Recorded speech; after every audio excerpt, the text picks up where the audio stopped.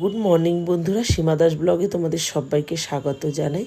ছোট্ট একটা blog video নিয়ে চলে এসেছি। আজকে রবিবার সকালবেলা আমার পুজো পার্বণ সব কিছুই হয়ে গেছে। আর এই যে দেখো গোপাল সোনাদের সুন্দর করে সাজিয়ে বসিয়ে রেখেছি। মেয়ের গোপাল আজকে কিন্তু নিয়ে যাবে। আর এখানে দেখো একটু বেরোনোর আছে, রান্নার জোগাড় কিছুটা করে নিয়েছি আর বাদবাকিটা এসে করব। একটু বেরোবো বলতে মেয়েরা এবছরে লক্ষ্মীনারায়ণ প্রতিষ্ঠা করবে ঘরে, তার দায়িত্ব ওর বাবাকে দিয়েছে বাজার ঘাট সব কিছু করে নেওয়ার জন্য। আসলে মেয়েরা বাড়িতে নেই, ওরা মন্দারমণিতে ঘুরতে গেছে। তা ওর বাবা বললো চলো মূর্তিটা কিনতে যাব, তুমিও চলো একটু। তাই জন্য বেরিয়ে পড়লাম দুজনে।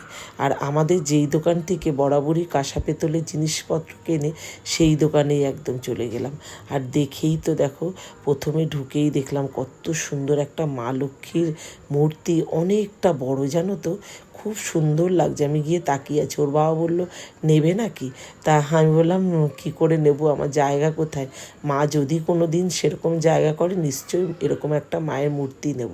তা এই যে এই দুটো ঠাকুর আমি পছন্দ করেছি, তা একটু দেখে নিলাম কোনো খুঁত আছে নাকি, একটা ঘটও নিয়ে নিলাম। তারপরে এই যে এই দুটো ঠাকুর কিন্তু নিয়েছি, এখন তোমাদের খুলে দেখাতে পারছি না। তারপরেই চলে আসলাম মায়ের সাজঘরে।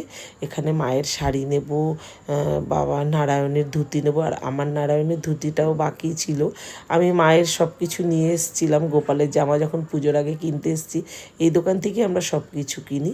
আর এই যে মেয়ের লক্ষ্মীনারায়ণের নিয়ে নিয়েছি ম্যাচিং করে সাদা লালের মধ্যে, আর এটা ছিল আমার নারায়ণের। আর এই যে গয়নাগাটিও নিচ্ছি। দেখা হবে পরের ভিডিওতে সাজসজ্জা নিয়ে।